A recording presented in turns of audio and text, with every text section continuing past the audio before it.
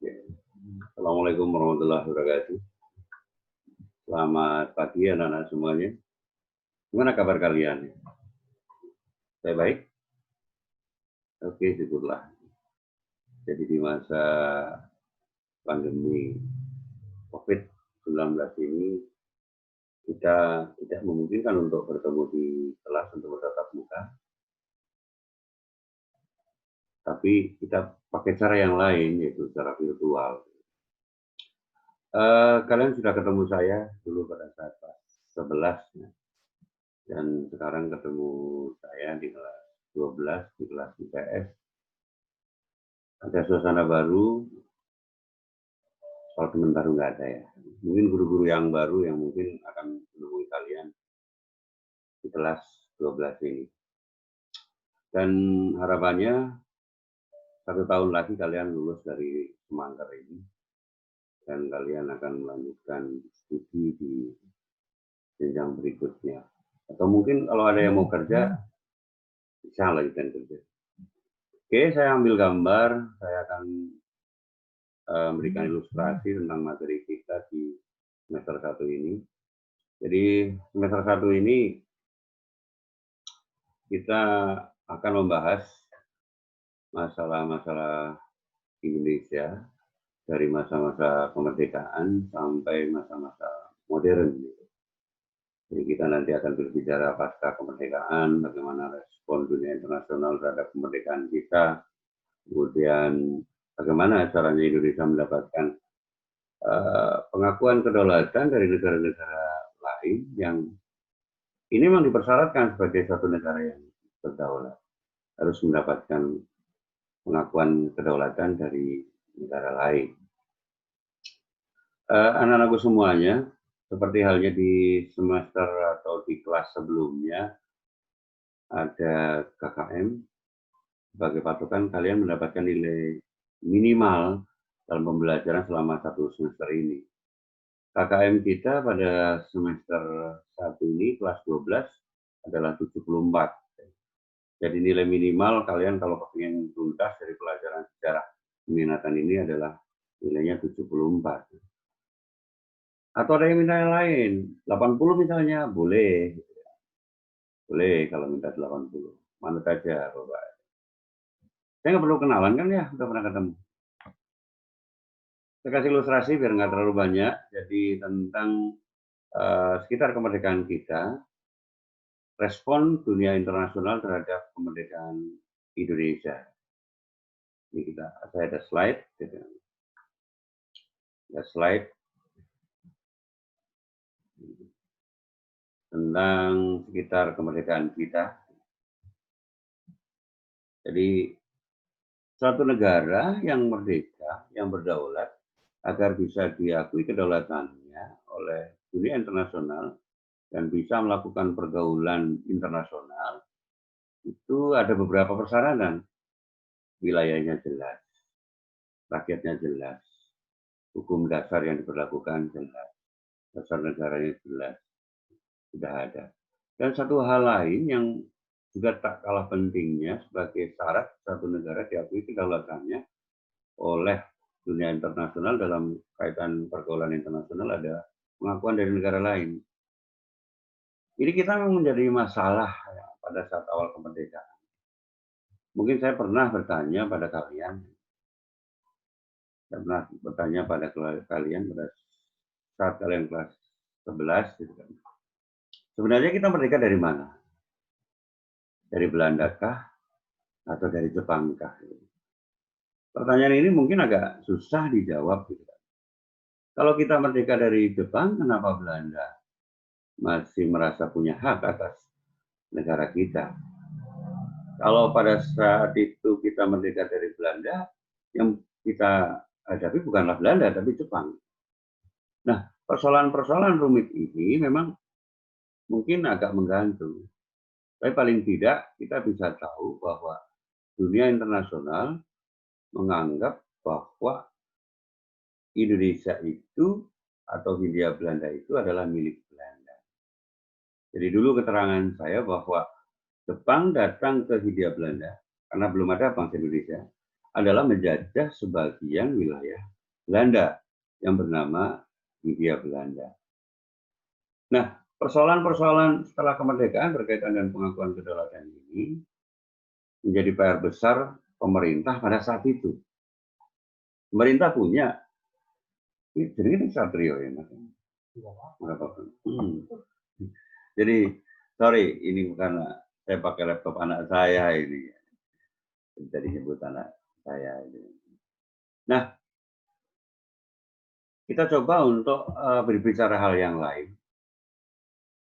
Karena masalah pengakuan kedaulatan dari negara yang punya ikatan historis dengan negara kita, yaitu Belanda, itu menjadi masalah yang krusial.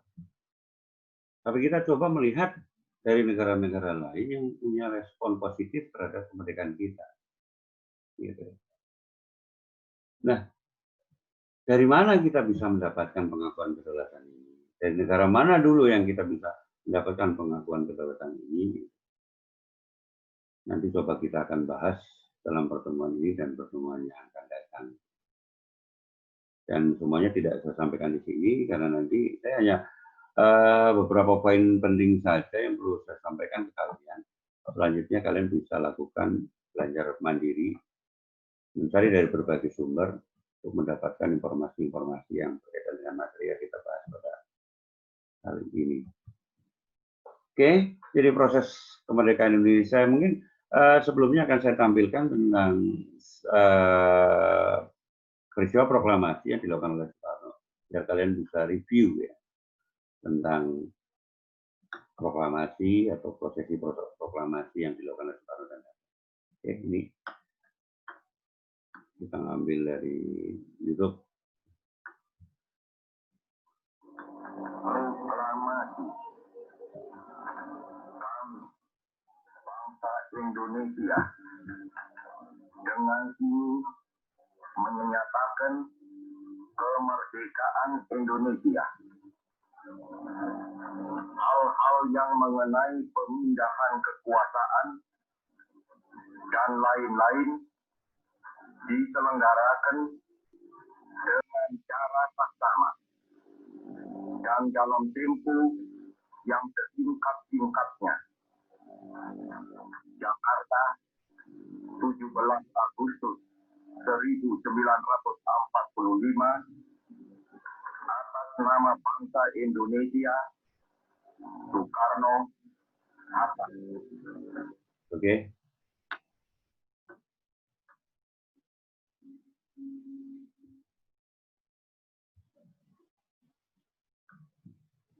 Nah, kita perlu mendapatkan pengakuan dari negara lain. Karena ini menjadi syarat sah suatu negara yang berdaulat agar dalam pergaulan internasional membuka hubungan diplomasi, melakukan hubungan ekonomi, pertukaran budaya, pertukaran pelajar, dan hal-hal yang lain yang terlingkup di sini. Makanya pemerintah mencoba untuk mengkampanyekan tentang peristiwa kemerdekaan kita yang kemudian kita ingin mendapatkan pengakuan kedaulatan dari negara lain.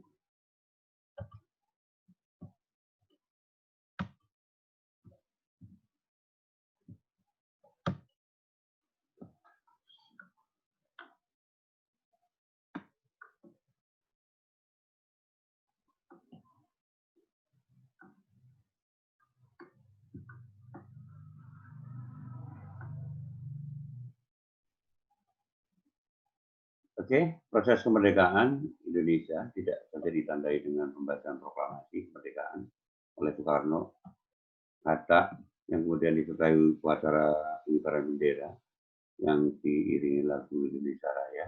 Kalian tadi lihat sendiri tentang suara Soekarno. Walaupun mungkin suara Soekarno itu bukan suara Soekarno pada tahun 45, itu sudah direkam lagi tahun 50-an, tahun 53, nggak salah. Karena rekaman tahun 45 hilang. Nah, kemerdekaan bangsa ini belum berarti apa-apa ya sebelum adanya pengakuan dari negara lain. Seperti tadi saya informasikan, saya katakan bahwa pengakuan kedaulatan dari negara lain menjadi penting dalam kaitannya dengan hubungan internasional. dalam pergaulan internasional. Bangsa Indonesia berutang budi pada negara-negara yang telah membantu proses kemerdekaan bangsa tersebut, dan beberapa negara yang memiliki kaitan erat dengan negara kita memberikan pengakuan kedaulatan pada saat awal-awal negara ini setelah kemerdekaan. Dan nanti saya cuma mau menyebutkan satu negara barangkali yang memberikan pengakuan kedaulatan terhadap negara kita pada saat awal. Mesir. Mesir tercatat sebagai negara pertama yang mengakui proklamasi kemerdekaan Indonesia. Kali ini tidak terlepas dari kedekatan emosionalnya tokoh-tokoh nasional kita seperti Muhammad Natsir, kemudian Sultan Syahrir, kemudian Haji Agus Salim. Dan tokoh-tokoh pergerakan Islam di Mesir seperti Hasan al-Banna dengan gerakan Ikhwanul Muslimin, yang juga turut memperjuangkan kemerdekaan bumi-bumi Islam yang lainnya. Ini punya andil yang besar dalam kaitannya dengan pengakuan kedaulatan Indonesia dari negara Mesir ini. Banyak negara-negara lain yang juga memberikan pengakuan terhadap negara kita, ya, baik negara-negara di kawasan Asia Barat maupun juga negara yang dekat dengan kita. Nah, ini sebagai bahan untuk pembicaraan kita pada pertemuan yang selanjutnya. Coba kalian cari, ya, dari berbagai sumber negara-negara yang memberikan pengakuan kedaulatan Indonesia pada saat awal kemerdekaan. Dan kalian tulis di buku kalian masing-masing hasil kerja kalian. Jadi kalian silakan lihat di YouTube atau di website yang lain, atau di sumber-sumber yang lain, atau buku-buku elektronik yang ada. Kalian cari tentang negara-negara yang memberikan pengakuan kedaulatan Indonesia pada saat awal Indonesia merdeka. Oke, sebanyak-banyaknya. Bisa 3, bisa 4. Kalian cari nama negara itu, kemudian kalian cari keterangannya tentang pernyataan mereka memberikan pengakuan kedaulatan terhadap negara ini. Oke, itu saja anak-anak. Kalau nanti terlalu banyak, kalian akan makan banyak kuota, ya. Kalian akan makan banyak kuota dan itu boros, gitu. Nanti tidak kebagian pelajaran yang lain, dan kita akan bertemu lagi di pertemuan yang datang minggu depan. Dan hasil kalian kerja ini silakan tulis di buku kalian masing-masing